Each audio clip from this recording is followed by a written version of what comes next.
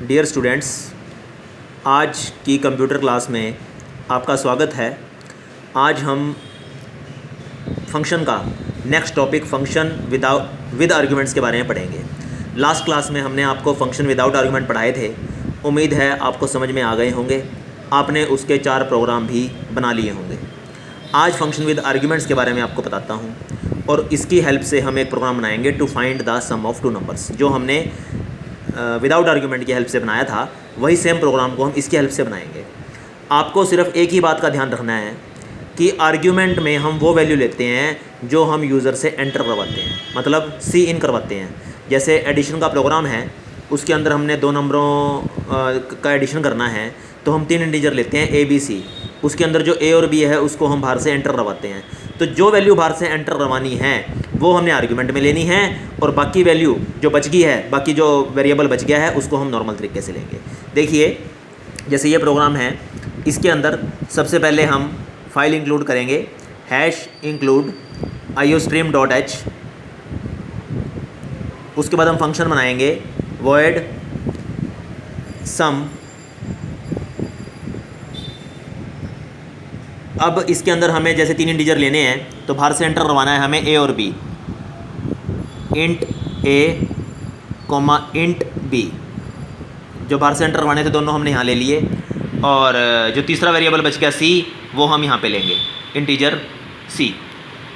तो यहाँ पे हमने कर दिया C is equal to A plus B और C out the sum is सी।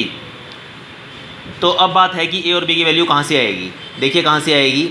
हमने किया void main और सम को कॉल किया।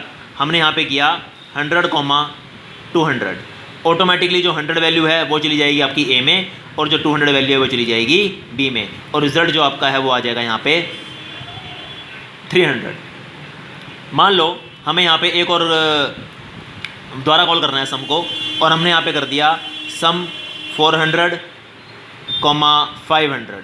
तो यहाँ से जो आपका रिजल्ट है वो आ जाएगा 900। कहने का मतलब है same function can be used for different values.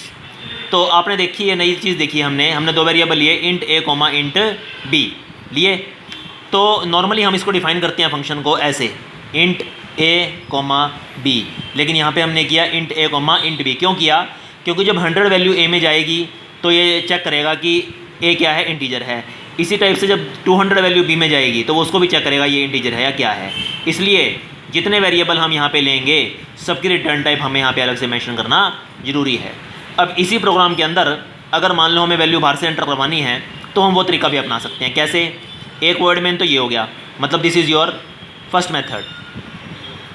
और अगर बाहर से वैल्यू एंटर करवानी है तो हम सेकंड मेथड आपको बता देते हैं। सेकंड मेथड क्या होगा? वो क्या होगा? वॉइड मेन एक और बनाएंगे हम। सेकंड वॉइड मेन आपका सेकंड टाइप है ये आपकी वॉइड मेन की। इसके अंदर हम क्या करेंगे? इंटीजर x, y, और x और y की वैल्यू आप बाहर से एंटर करवाएंगे यहाँ पे। एंटर 2 वैल्यूज़ सी इन x एंड y, और जब सम करेंगे तो उसमें डाल देंगे x, y। तो यहाँ से क्या होगा? जो x वाली वैल्यू है वो जाएगी सीधा a में, और जो y वाली वैल्यू है वो जाएगी सीधा b में। तो ऊपर का इतना प्रोग्राम तो आपका रहेगा सेम, इतना प्रोग्राम। उसके बाद अगर आप ये वाला वॉइड में लगा देंगे तो आपकी वैल्यू अंदर से चली जाएंगी, और अगर आप ये वाला वॉइड में लगा देंगे तो आपकी वैल्यू बाहर से एंटर हो जाएंगी। कहने का मतलब है इसके बाद ये आपका फर्स्ट मेथड है और इसके बाद ये आपका सेकंड मेथड है। ऐसा ना करें एक ही प्रोग्राम में 2 वर्ड मेन लगा दें। किसी प्रोग्राम में 2 वर्ड मेन कभी नहीं हो सकते, एक ही वर्ड मेन हमारा हो सकता है। तो ये आपको मैंने अलग अलग मेथड बताए हैं। तो इसकी हेल्प से आप कौन से प्रोग्राम ट्राई कर सकते हैं?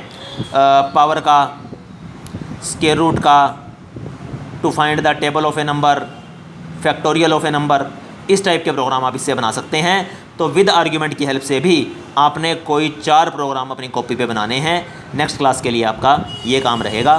Thank you. इसकी फ़ोटो खींच के मैं आपको अभी भेज रहा हूँ। Thank you.